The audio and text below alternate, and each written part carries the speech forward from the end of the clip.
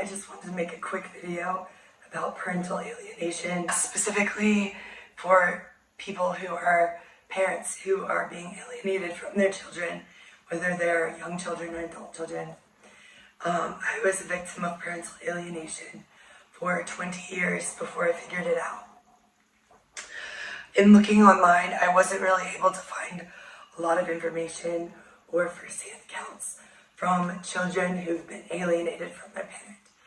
And that's probably because a lot of them don't figure it out, sadly enough. I was just racking my brain and writing down some notes about what I would like to share from my point of view. And they're really like 3 or 4 things. Number 1, your child is not doing this to hurt you on purpose. I know it may get exhausting at times, really disheartening, but I promise you, your child is making decisions according to their inner beliefs that they have about you and the relationship and things you've done that probably are not accurate or based in reality, and they don't know this. Number 2, your child has been fed lies about the character and intentions and everything about the way that you operate. Common things that I was told: he doesn't love me. He doesn't feel empathy. He can't feel empathy for anyone. He has narcissistic personality disorder. This is not true. I still have a hard time getting rid of these beliefs. I believe these things for over 20 years. Since I was 9 years old, I've been told all these things, specifically that he doesn't love me. So they have been told probably way worse things than you can even imagine. And along with that, your child is a victim here too. Number 3, in order for your child to realize the truth of this situation, they're going to have to be disillusioned with the alienator. They're going to have to find out about some lie they've been told from their abusive parent. Once I started to question one thing about my abusive parent, it was like a house made of cards at that point. It just came crashing down. Number 4, never give up on your child. Never give up on your child. Hold out hope. One day, if they do get to an emotional intelligence level that's higher than their abusive parent, they will start to question that parent. I learned some things in therapy. You never know what might happen. They might come to you asking questions, asking for your side of the story. And when that happens, you want to be able to say, I was there the whole time. Number 5, parent you, the abusive parent, has told your child, since whenever the alienation started, that they're the good parent, you are the bad or evil, perhaps, parent. They can only trust them, cannot trust you. So they put themselves on a pedestal and put you down on the floor like you're trash.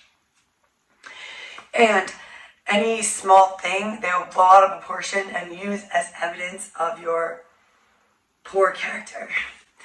For example, if you have a habit of being late, they will exploit that and just be like, see, your dad is late all the time. He doesn't care about you. He doesn't care about anyone else's time. He's just so selfish. So be the best that you can be. For example, this often happened for me whenever I did see my dad. It would be confusing at times when he seemed to be very loving and generous and kind. I couldn't really square that with the beliefs that my mom instilled in me about him and about his character. It didn't align. So I had a lot of cognitive dissonance. And looking back, I can see that I wanted to be open with him and not so closed off. But I would never let myself get anywhere near him or close at all because I had this belief, that he didn't love me. So be super kind to your child, even more so than you would otherwise, because they're being told lies about you. You gotta remember that. This might be so hard for anyone. This would be so hard, but try not to act out. Try not to show anger. It might feel like you're exploding inside because you just want to tell them the truth and tell them the truth about their parent too. But at this point, I really think the kid, more likely than not, will use that as evidence of, oh my God, that my parent is so bad. Look, they're talking bad about my great, a wonderful parent who really is the abusive parent, but it'll just come back to bite you. So avoid doing that. Love them however you know how. If they refuse to see you If they refuse to talk to you, love them from afar. This is something you can do. You can write them letters once a week and just keep those letters in a binder until the day when your child comes to you and he or she learns the truth and they want your side of the story. You can give them all these letters. Look, you didn't want anything to do with me.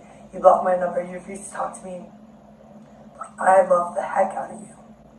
And I missed you. And I wrote to you every day or every so often. And here are all these letters. Here's what I wanted to tell you so desperately. bonus point number 6. I guess I said 3 or 4, but we're at 6. This is something I'm so grateful for. When I came back to him after 20 years and was filled with so much self-loathing and guilt for things I had done out of this core belief, he did not hold it against me. If anything, he was just overwhelmed with happiness and gratitude that he has his daughter back. And I feel the same way. I'm very happy, overwhelmed. I never saw this coming. I never thought this was a possibility. It's really showed me his character. I made this video particularly for parents, the alienated parents in this situation. But I'm sure that I can make another one for children. Just remember, your child does love you. It's the false reality they've been indoctrinated to believe. That's why they are acting the way they are and treating you accordingly. If they knew the truth, things would be completely different. So hold out hope, but don't find the truth. Signing off this one.